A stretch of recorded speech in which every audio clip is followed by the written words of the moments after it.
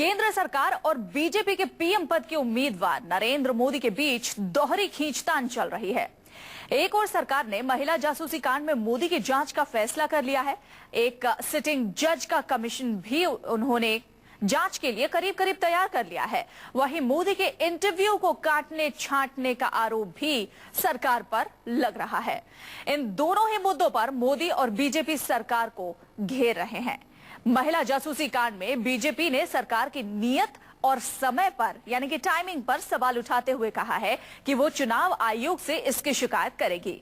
तो वहीं इंटरव्यू में काट छांट के लिए खुद दूरदर्शन के सीईओ ने ही सरकार पर सवाल उठा दिए हैं। सीईओ जवाहर सरकार का आरोप है कि सूचना प्रसारण मंत्री मनीष तिवारी ने दूरदर्शन पर दिखाए गए मोदी के इंटरव्यू में काट छांट करने को कहा था। दूरदर्शन के सीईओ ने दूरदर्शन की स्वायत्तता पर भी सवाल उठाए। इसे लेकर मोदी ने ट्वीट भी किया है। मोदी ने लिखा है कि राष्ट्रीय चैनल आज भी आजादी के लिए संघर्ष कर रहा है, ये जानकर दुख हुआ।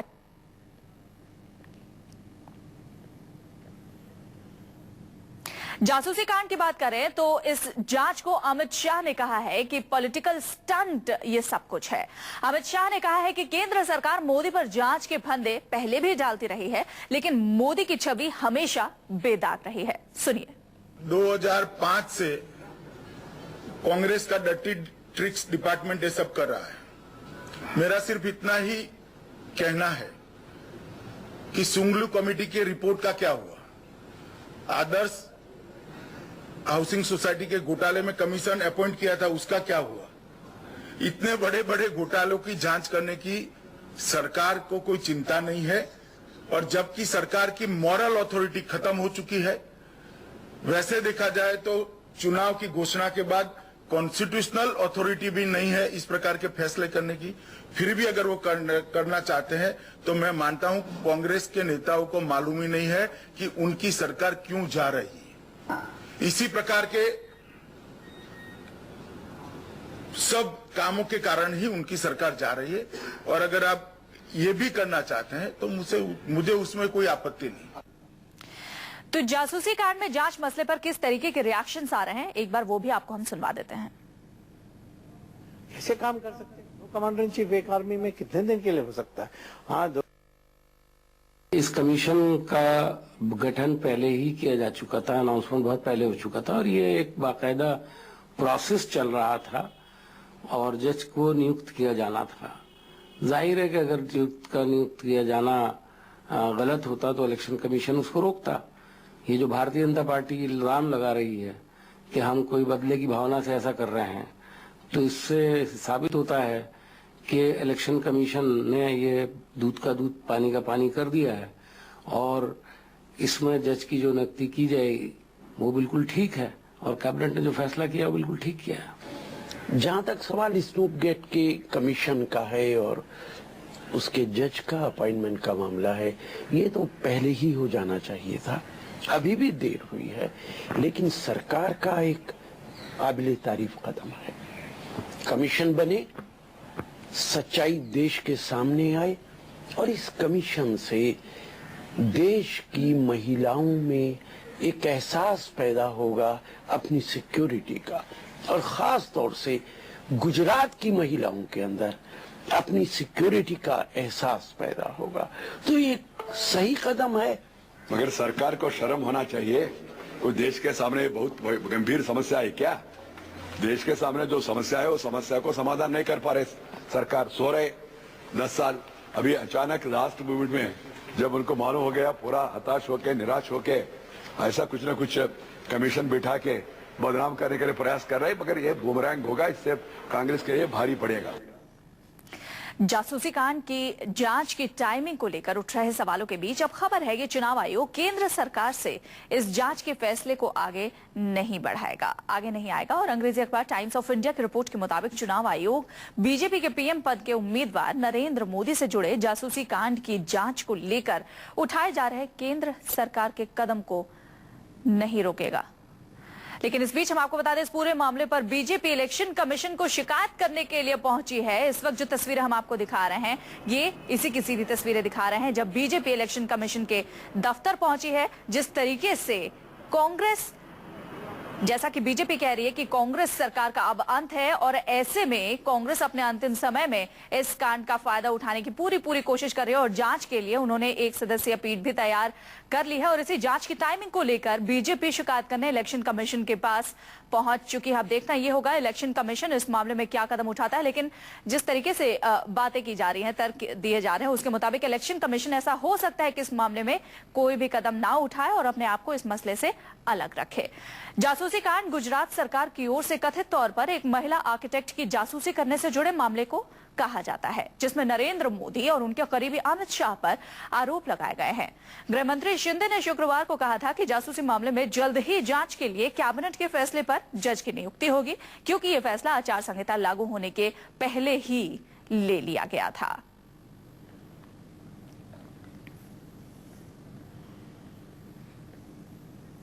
केंद्र सरकार जासूसी मामले की जांच की कमान किसी मौजूदा जज को देना चाहती है और ऐसी खबरें हैं कि सरकार इसके लिए इलाहाबाद हाईकोर्ट के जज श्रीवास्तव को अपॉइंट करने के लिए अप्रोच भी कर चुकी है। दरअसल इलाहाबाद हाईकोर्ट में श्रीवास्तव टाइटल वाले 2 जज हैं। इलाहाबाद हाईकोर्ट में जस्टिस ब्रजेश कुमार श्रीवास्तव और जस्टिस राकेश श्रीवास्तव नाम के 2 जज हैं। इनमें से जस्टिस ब्रजेश कुमार का टर्म 31 दिसंबर 2015 को पूरा हो रहा है, जबकि जस्टिस राकेश श्रीवास्तव का कार्यकाल 28 सितंबर 2022 को खत्म हो रहा है।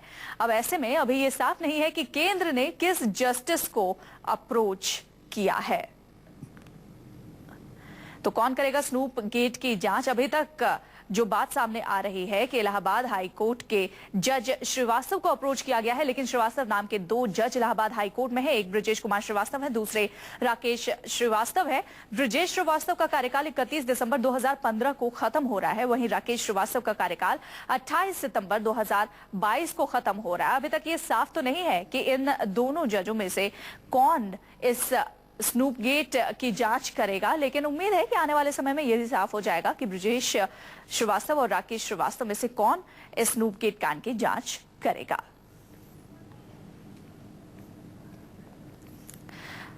तो आपको बता दें कि इलाहाबाद हाईकोर्ट के ये 2 जज हैं जिन्हें अप्रोच किया गया, लेकिन दोनों में से किसे अप्रोच किया गया है इस बारे में किसी भी तरीके से कोई भी स्थिति स्पष्ट नहीं हो पाई है। और अब सवाल यह है कि ब्रजेश श्रीवास्तव और राकेश श्रीवास्तव में से कौन स्नूप गेट कांड की जांच करेगा। उधर बीजेपी जांच की टाइमिंग को लेकर सवाल उठा रही है और इसी की शिकायत लेकर वो इलेक्शन कमीशन के पास पहुंची। ये देखना भी दिलचस्प होगा कि इलेक्शन कमीशन इस मामले में क्या कदम उठाता है या फिर अपने आप को इस मामले से पूरी तरीके से अलग रखता है या नहीं।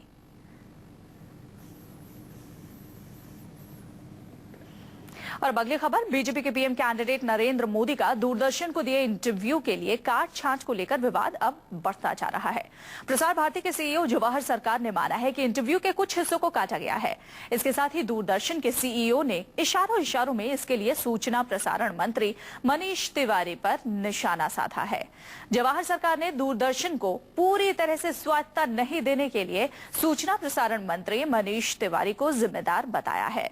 यहां आपको बता दें कि दूरदर्शन प्रसार भारती के तहत ही काम करता है। इंटरव्यू पर विवाद उठने के बाद जवाहर सरकार ने बोर्ड के सदस्यों को एक चिट्ठी लिखकर विवाद से खुद को अलग करते हुए कहा कि सब कुछ डीडी न्यूज की संपादकीय टीम पर छोड़ दिया गया था। दूरदर्शन के सीईओ सरकार ने कहा कि इस विवाद के बाद लोगों के बीच दूरदर्शन की निष्पक्षता को लेकर सवाल उठ रहे हैं। इंटरव्यू को देर से दिखाए जाने के आरोपों पर जवाहर सरकार ने दूरदर्शन को सलाह दी है कि उसके न्यूज डिवीजन के लिए ये अच्छा होगा कि आगे से किसी इंटरव्यू को दिखाने में देरी और उसमें काट छांट ना की जाए। इस चिट्ठी में क्या कुछ लिखा है सरकार ने, ये भी हम आपको दिखा रहे हैं। चिट्ठी में लिखा है, सूचना प्रसारण मंत्रालय से प्रसार भारती को वैसी आजादी नहीं मिली है जिसकी उम्मीद की जाती है। युवा मंत्री के आने के बाद ज्यादा आजादी की उम्मीद की गई थी, लेकिन परंपराओं को तोड़ने में वो नाकाम रहे। समाचार प्रभाग में नियुक्ति, तबादला, करियर के मूल्यांकन जैसे फैसले भी पर्दे के पीछे ही रहते हैं। ये तमाम वो बातें हैं जो कि चिट्ठी में जवाहर सरकार, जो कि प्रसार भारती के सीईओ हैं, उन्होंने लिखी है। उधर प्रसार भारती के सीईओ ने राष्ट्रीय चैनल की स्वतंत्रता पर भी सवाल उठाया है और उधर मोदी ने भी इस पर ट्वीट किया है। मोदी ने ट्वीट कर कहा है कि उन्हें दुख है कि देश का राष्ट्रीय चैनल भी अपनी आजादी के लिए संघर्ष कर रहा है। आज वर्ल्ड प्रेस फ्रीडम डे के मौके पर मोदी ने पत्रकारों को बधाई दी और याद दिलाया कि इमरजेंसी के दौरान भी प्रेस और बोलने की आजादी पर पाबंदी लगा दी गई थी। और अब एक बार फिर राष्ट्रीय चैनल की आजादी का सवाल यहां पर वो उठा रहे थे। अपने ट्वीट में नरेंद्र मोदी ने ये तमाम बातें लिखी है। पत्रकार मित्रों को वर्ल्ड प्रेस फ्रीडम डे की बधाई। मुझे इस बात का दुख है कि देश का राष्ट्रीय टीवी चैनल अपनी फिलहाल वो भी अभी आजाद नहीं है और उन्होंने ये भी कहा कि ये हमारे लोकतंत्र पर एक धब्बा है। ट्वीट कर नरेंद्र मोदी ने जो बातें लिखी है दूरदर्शन की आजादी पर, वो हम आपको दिखा रहे हैं।